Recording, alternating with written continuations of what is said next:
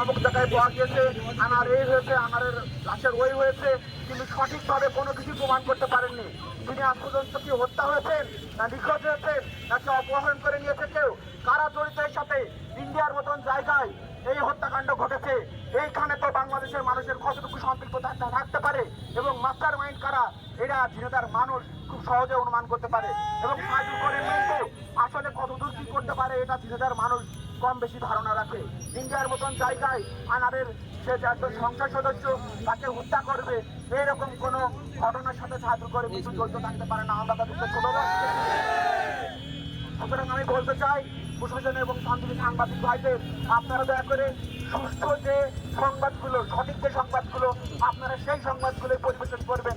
বানোয়াট কথা কোনো আপনাদের এই আপনাদের টেলিভিশনের দর্শক বানানোর জন্য যেসব মানে মুখরোচক কথা, এই সব মুখরোচক কথা আপনারা দয়া করে প্রচার করবেন না, প্রচার করে জাতিকে বিভ্রান্ত করবেন না।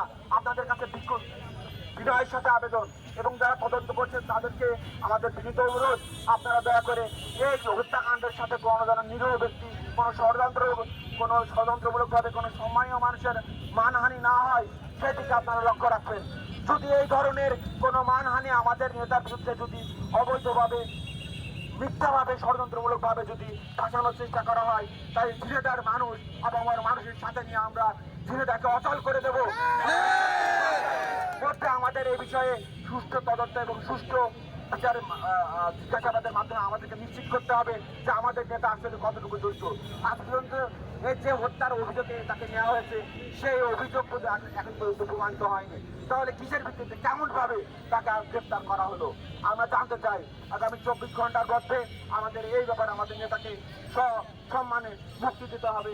এই কথা বলে আজ সন্ধ্যার সময় আবার বিক্ষোভ মিছিলের আয়োজন, আমরা বিক্ষোভ মিছিল করবো। আপনারা সমস্ত নেতা কর্মীরা উপস্থিত থাকবেন এবং এই ঝিনাইদহে যারা বিভিন্নভাবে ষড়যন্ত্র করছেন যারা সাহায্য মিছিলকে সরিয়ে দেওয়ার জন্য, কারণ তাকে সরিয়ে দিতে পারলেই ঝিনাইদহের রাস্তা খালি হয়ে যায়, আওয়ামী লীগের যে ঘাঁটি সে ঘাঁটি ধ্বংস হয়ে যায়।